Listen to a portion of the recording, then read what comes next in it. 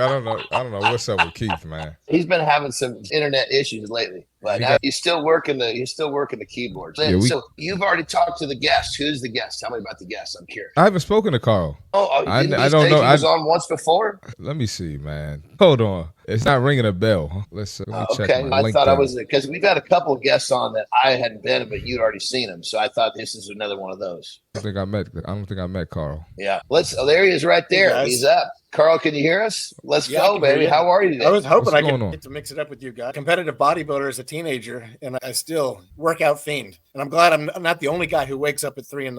Oh, you're at the right place, brother. You in the right place. I don't even set an alarm. I just wake up. But I go to bed early.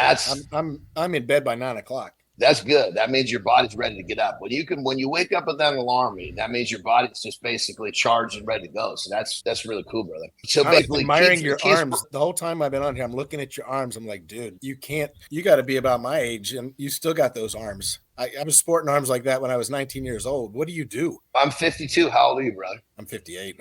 Shit, dude, I tell you, it gets a little harder as the time goes on, but it's just, I love it. It's easy to do something you love. And so I'll leave it right there. So Keith has you coming on to talk to us about basically getting more with less. Yeah. I'm really interested to hear what you have to say, brother. I wrote a book called How to Live the Abundant Life. Okay. And fitness is one aspect of it. I really play the fitness down in the book because I wanted to appeal to your average person, right? Your average person is not going to do what you and I do. Your average person is just trying to not gain a pound a year and be 40 pounds overweight by the time they're our age. And so I go through how to find your purpose. Because so many people walk through life without having a purpose and being rudderless. And so I talk about how to do that. I talk about how to maintain a sound mind. So many of us just will entertain whatever thought comes into our mind. And your average person, the thoughts are negative. I'm getting old. I'm ugly. I'm this, that, and the other thing. And they spin these things up in their mind. And it's really detrimental to their lives because then it starts to come out of their mouth and it starts to manifest itself. And so I get into how to only you control what goes through your mind. And I talk about how I have been able to change my thinking. This wasn't something I figured out early on in life. It took me years to figure this out. And once you make that switch and you change your thinking, it changes your life. And what comes out of your mouth, what comes out of my mouth is not that I'm getting older. I'm getting better every day. Every day I'm making progress. And so you look at me, do I look 58 years old? I don't feel 58 years old. I feel like I did when I was in my 30s. I'm manifesting what I preach here. And then I talk about growing spiritually. This is not a chapter that's going to appeal to everyone, but for those who want to grow in that part of their life, I talk about how I made a change midlife. I had been an atheist my entire life, and I made a change. And when I look at where I'm going now, it's much better than where I was. Talk about maintaining a healthy body, personal growth. There are so many things that we think that we can't do, but you can do them.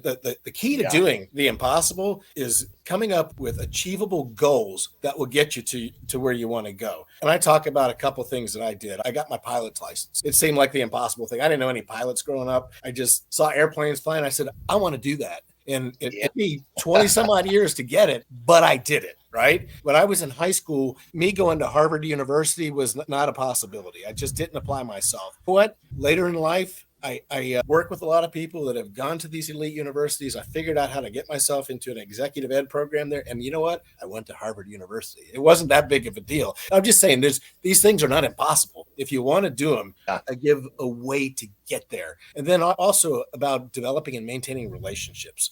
This is really the key to abundance. It's not having a bunch of stuff and a bunch of money. It's about having people in your life who love you and who you love. And I talk about how to do that. And not just the family, but friends and the community and the workplace. And then establishing boundaries, because once you open yourself up and you're this lovable person, people will take everything you have if you let them. So you have to establish those boundaries. And I'm sure you guys protect your workouts, right? Whenever you get up in the morning or in the evening or wherever you go to the gym, if you don't block out that time in your day, somebody's going to take that time from you. So I talk about how to safeguard those moments that are important to you.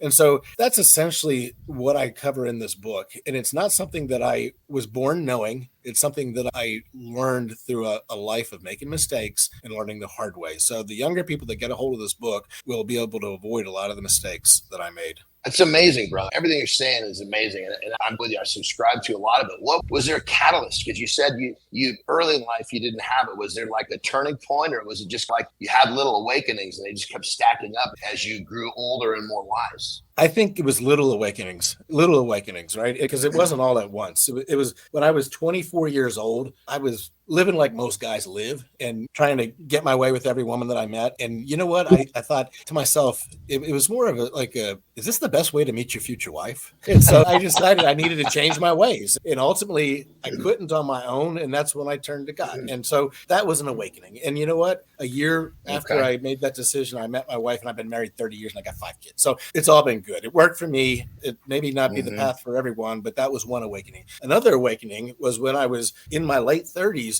I was 40 pounds overweight.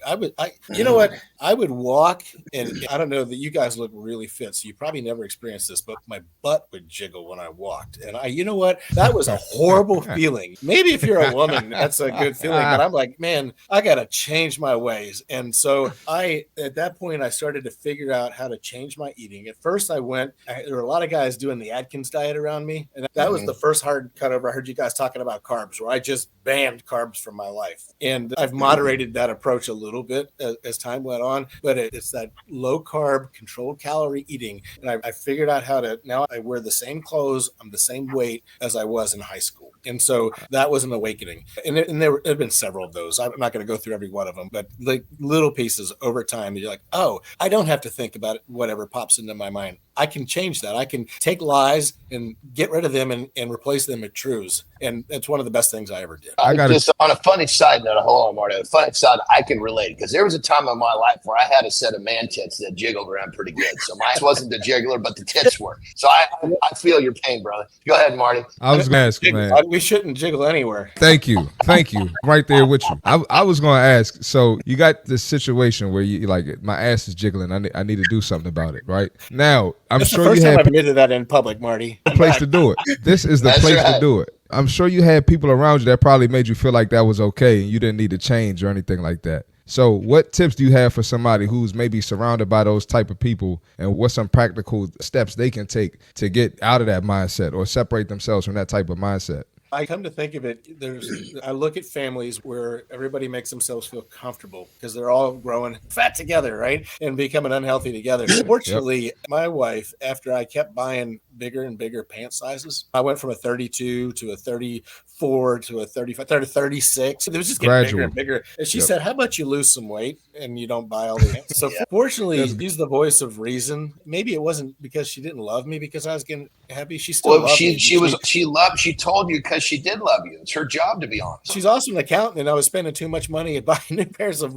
Ralph Lauren pants. Love it. Keith, are you back? Are you back in the action here, or can we just see it? I'm loving the conversation. Good morning, Carl. Good to see you here this morning. I love my team. I had a little bit of an internet blip here, and of course, Marty and Johnny take over, which I have nothing but love and props for. Thank you, gentlemen, for hanging out and taking over for me. You guys are having a great chat. Hey, Carl, can you hang around for the next segment, or do you got to take off here? I can hang around. Awesome. Let's do that. So here's what we do here. We got a fitness segment coming up called the See Marty Fit Tip. We're gonna click on Christopher. He's gonna do a fit tip here for a minute, 90 seconds, and we're gonna come back. We're gonna keep the conversation going into deep dive, Carl, around mindset shifts, mental shifts, and want to get into where is my notes here. It is this idea of building habits for achieving more with less effort. And Carl, I appreciate you figuring out the horizontal vertical streams for us this morning. You bet. Awesome. Okay, let's do this. Marty, you're up, brother. Let's get going here, pal. Let's get it, man. Take it over for me. Come on, man.